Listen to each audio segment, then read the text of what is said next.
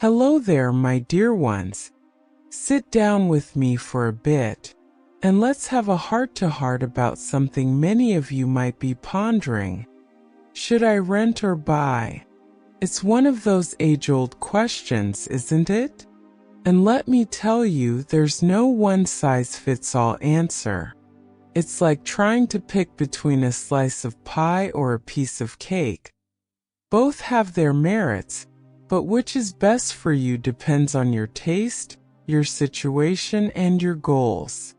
When my Tom and I first got married, we started out renting a little apartment over a bakery. The smell of fresh bread every morning was heavenly, but we dreamed of owning a place to call our own. After years of saving, we finally bought a modest little house. Looking back, each choice, renting and then buying, was right for us at the time. So today, I want to help you think this through with wisdom, practicality, and a little storytelling along the way. Chapter 1. Renting isn't throwing money away.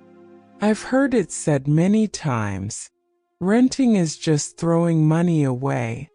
But let me tell you, my dear, that's not always true. When Tom and I were young and just starting out, renting was the smartest thing we could have done. Renting gave us flexibility. If Tom got a better job in another town, we could pack up and move without the burden of selling a house. Renting also meant we didn't have to worry about repairs, property taxes, or a down payment. Here's why renting can be a good choice. Flexibility. Perfect if you're not sure where you want to settle down. Lower upfront costs. No need for a hefty down payment, just first and last month's rent. Less responsibility. If the roof leaks or the furnace breaks, it's not your problem. But let me give you a little advice. If you're renting, make sure you're saving too. Use this time to build an emergency fund or put money aside for future goals, whether that's buying a home, starting a business, or traveling the world. Chapter 2. The Dream of Homeownership. Now let's talk about mortgages and buying a house. There's something special about owning a place that's truly yours. For Tom and me, buying a home meant more than just having a roof over our heads. It was an investment in our future and a space to create memories. But let me tell you, owning a home isn't all sunshine and roses. It comes with its share of responsibilities, and you need to be ready for them. Here's why buying can be a good choice. Building equity. Every mortgage payment brings you closer to owning your home outright. Stability. You don't have to worry about landlords raising the rent or selling the property. Creative freedom. Paint the walls, plant a garden, or remodel the kitchen. Your home, your rules. That said, a mortgage is a big commitment. Make sure you're financially and emotionally ready before you take the plunge. Chapter 3. The costs you might overlook. When you're comparing renting and buying, it's easy to focus on the monthly payment and forget about the hidden costs. Tom and I learned this lesson the hard way. When we bought our first house, we didn't think about all the extras. Property taxes, insurance, maintenance, and those unexpected repairs that always seem to pop up at the worst time.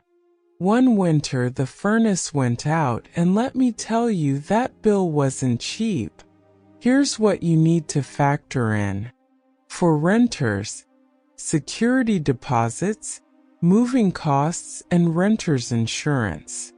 For homeowners, closing costs, property taxes, homeowner's insurance, and maintenance. Make sure you do the math, my dears.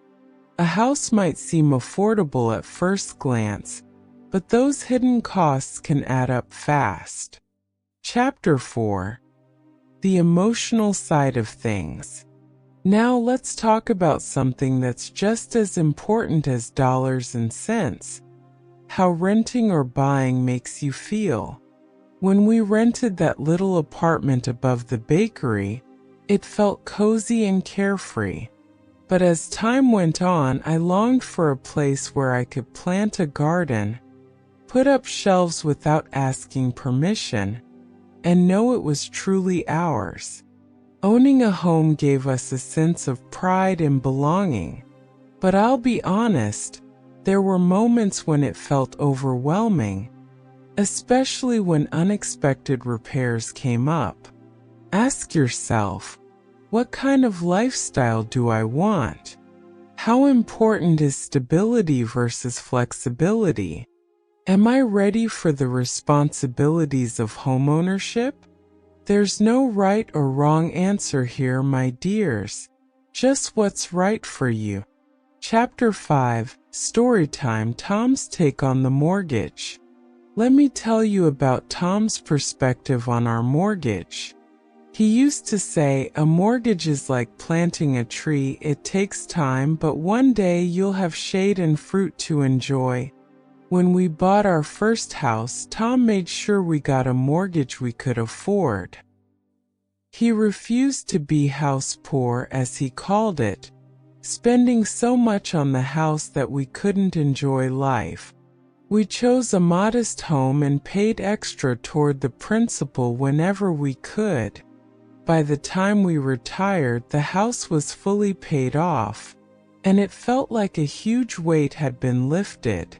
The lesson: don't bite off more than you can chew. A smaller house that fits your budget is better than a big one that causes you stress. Chapter 6. Renting versus mortgage. Key questions to ask. If you're torn between renting and buying, here are some questions to guide you. How stable is your life right now? If you're still figuring out your career, relationships, or location, renting might be the better choice for now. What's your financial situation? Do you have enough for a down payment? An emergency fund? Can you afford the hidden costs of homeownership? What are your long-term goals? Are you looking for stability, or do you value flexibility? How's the housing market? In some areas, renting is cheaper than buying, while in others it's the opposite. Do your research. Are you ready for the responsibility? Owning a home is like having a child. It's wonderful, but it takes work. Chapter 7. Grandma's tips for success. No matter which path you choose, here are a few tips to make the most of it. If you're renting, save for the future, even if it's just a little each month. Treat your rental like a home. Take care of it and make it cozy. If you're buying, choose a house you can afford, not the one that impresses others. Build an emergency fund for repairs and maintenance. For everyone, live below your means. The less financial stress you have, the happier you'll be. Chapter 8. The bottom line. So, my dears, what's the final word on renting versus buying? The truth is, it depends on your unique situation. Both have their pros and cons, and both can be the right choice at different times in your life. The key is to be thoughtful, informed, and true to yourself. Whether you're renting a cozy apartment or buying your dream home, remember that the most important thing isn't the roof over your head. It's the life you build underneath it. Conclusion. A loving word from Grandma Suzie. At the end of the day, my dear ones, it's not about whether you rent or own. It's about making choices that bring you closer to your goals and fill your life with joy. Tom and I have been renters, homeowners, and everything in between.